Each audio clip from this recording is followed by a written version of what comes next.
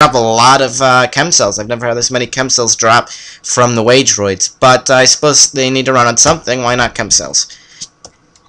Speaking of which, we don't really need to bring that many chem cells. I'll bring 2 chem cells in case it's something that I really hope it is. And yeah, let's pick up some of this water. Pick up some crayons too. Floating glow spheres, very valuable. We are planning on buying that stuff, so we want the very valuable. In fact, we already have probably more than enough to buy it several times over with all this stuff that we just picked up. Whoops. Let's see, let's get some of this. Oh, let's get the 0 weight things too. To my knowledge, wine doesn't do anything good for you except that you could sell it. It actually gets you drunk, and you can do the same thing with slime. If you get a water skin of slime, you can drink that. But I don't think that they're really worth using. Honey seems to only fill your hunger. It doesn't seem to fill your thirst, though it might do both, like water vines do both.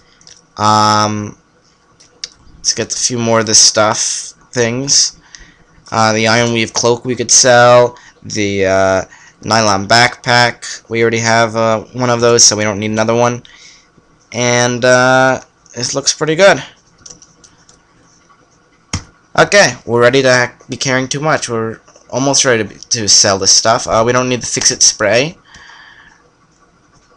We don't need this stuff right now. We don't need any of this stuff. General auto injectors, I think, have very good bits, so we want to keep those on the ground. And I suppose we don't need to be carrying around all this water. One thing that I didn't realize before is you can actually fill various containers into various containers and actually control how much goes into each one. So let's put this into the K, and this will actually... No, we don't want to empty it first. And now we have an empty container. If we wanted to, we could put... let's say we want to have 20. We could take this guy, pour it in there... Pour it into a nearby container. Let's pour it into the empty one that's not appearing in the list. Oh, there it is, M. And let's put in 10. And oh, I put in 10. That was not a useful thing to put in. Whatever. So, if you want to only carry around certain amounts, that's pretty useful. Also, let's see if I can do this very quickly. We have to pour this again. I didn't mean to do that. Oh well, it was very delicious anyways. Put it into a nearby container, and we're gonna put it in this one. No, we don't want to empty it. Whoops. Wow, I'm just pressing all the wrong buttons. Do you want to empty it first? No, and then enter. Okay. Now we have this canteen. Whoops, carrying too much. Let's just drop tons of water that we don't need. There you go. Almost, sort of. BRB. Sorry about that. We need to drop more water. Just drop tons of water. We could try to be strategic and fill bunches of 64s, but that takes too long, so I'm not gonna bother. If we go over here, there's some salty water. And we can actually fill our canteen with salty water if we press the space bar. And before, I used to always fill it up to maximum, which makes it very heavy and useless. But you can actually just fill some of them with 1 dram of water or whatever, or several drams of water. And then if you catch on fire to some attack, what you normally do is you want to stay in one place and press the 5 button, which only wastes turns. It'll actually make you pat the fire out. But an automatic way to get the fire out is to use your salty water. I use salty water because I don't want to waste fresh water, though I suppose it's just as good to use fresh water.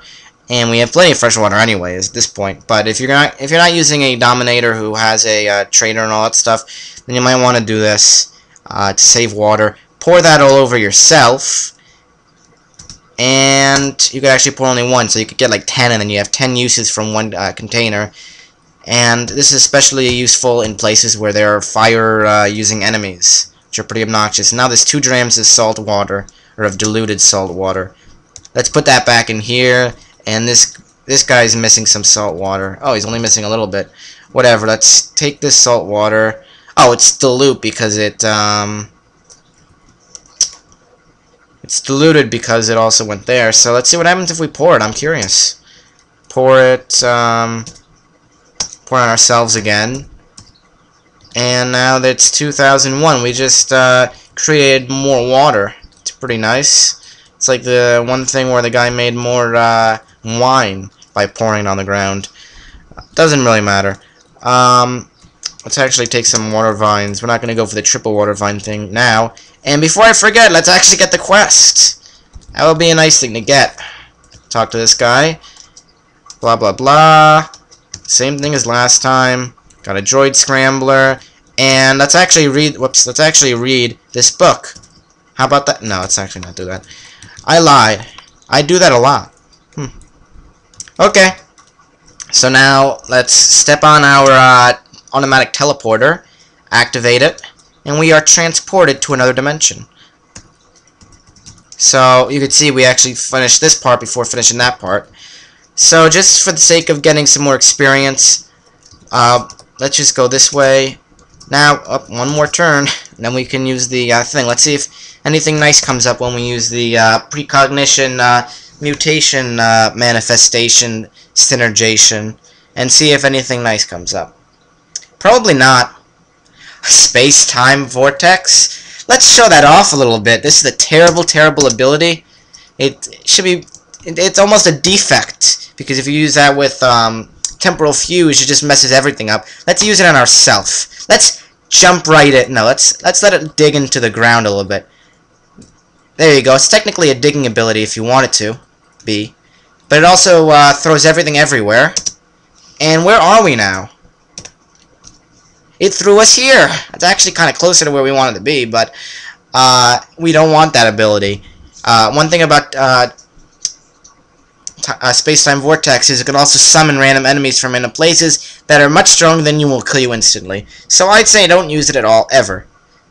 Unless you want to have a really ridiculously terrible time for the fun of it. So we're back here. We were here this whole time. We just snapped out of it now. And there is an object inconsistency because we were in that one place and then it forgot that the things and then the stuff. And now we're here. And yeah, that's kind of weird that it does that in this game. And we traveled to Grit Gate and we got a level up for going upstairs. That's good. We got +1 to everything. So now also it looks like 22. The ego boost goes from +2 to +3. So now these abilities should be a little bit more powerful. We shouldn't have to wait as long for some of these. Only the ones that are in green though. The rest of them are not going to be affected, like electric generation and phasing are not improved by this. I think disintegration is improved by this though, and albino is a defect. Why would it ever be improved or anything like that? So let's go right back downstairs after just climbing up for no real obvious reason, game plot wise. And let's have some fun in Grit Gate. We actually have a lot of really nice items, so I doubt we're going to really run into very much that we want if we go loot the place. But I may as well show off what it means to loot the place after I trade with this guy. Let's get one of these, and that's probably a compass bracelet, because it says it gives you 0 armor value and 0 defense stuff. That's probably going to, and it's also not too expensive, it's probably going to be some kind of equipment, probably what I just said, the, whatchamahoo's it. So, guys, notice Ironweave cloaks actually sell for a ton. Let's see how much an Ironweave cloak weighs. It weighs 3 pounds. That's a really nice item for trading. I didn't even realize. That's like, I don't know, it's a lot. Meanwhile, a nylon backpack I think weighs 10 pounds, and it's worth a lot, but that's whole 10 pounds. It's not even worth nearly as much either. So let's get one of these, and if this is really good, we'll buy the other one too. Floating glow spheres probably have an even better thing. Like if I sell 3 pounds worth of that, that's 300. This guy is nearly that, or isn't even nearly that. Let's just sell some of the stuff that we want to get rid of. Then we can keep some of the better things if we get the chance. And 233 and 223. Hooray! Let's make that an even deal. Even though we're so rich, it doesn't matter to us. He's willing to give us 9. He's willing to give us 10. See how 46, 46, but his is a little bit bigger. It's like 0.469, and we have 0.462 or something like that. So when we offer it, his thing's higher, the computer says, and it costs us an extra jam. So I'm happy I was able to show that off. Let's get some more water, even though we brought huge amounts of water anyways. And let's look what this is. It weighs 11 pounds, so it's probably not a laser pistol. It's a carbine. Carbine is apparently a very good weapon, and I was right about the compass bracelet. We may as well equip that immediately, so we don't get lost as much. That's what a compass bracelet does. Makes you not get lost as often when you're traveling on the map. I think a willowy compass bracelet actually weighs 0 pounds, so that's pretty nice.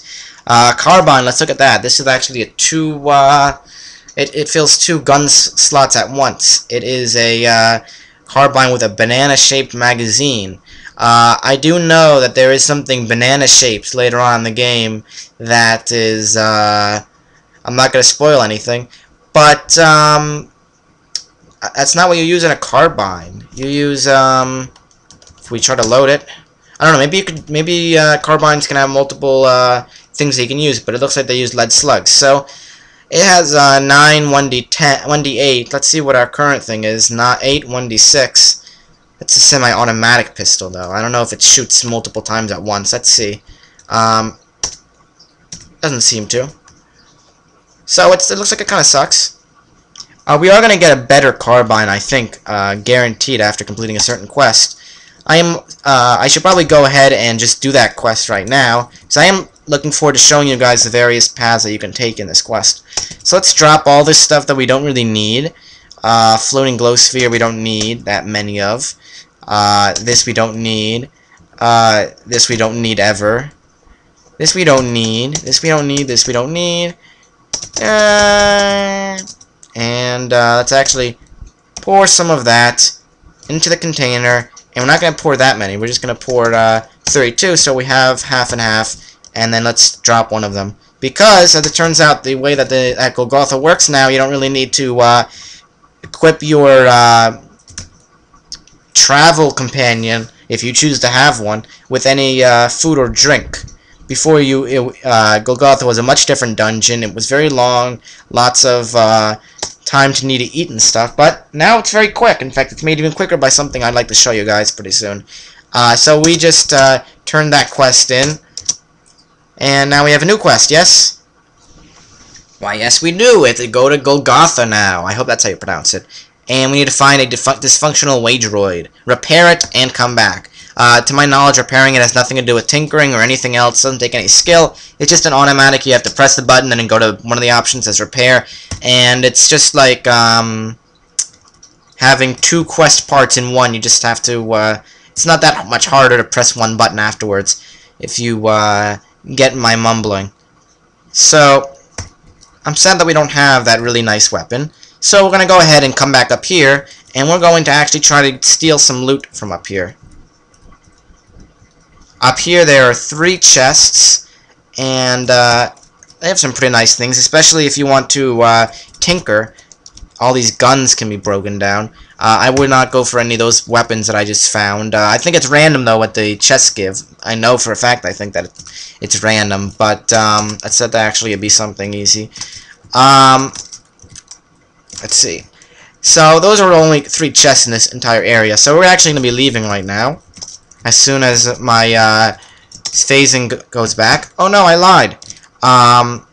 One thing about slender, sharp, and willowy. That's pretty nice. Let's just look at it. It's probably useless.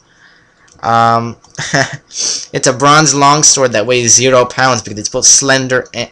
Let's actually examine it. It's not going to have anything special on it, but just the +1 penetration. It's not going to have any pretty descriptions or anything like you might have in Dwarf Fortress. I think there are things in this game though that do have pretty descriptions, which one of my friends said is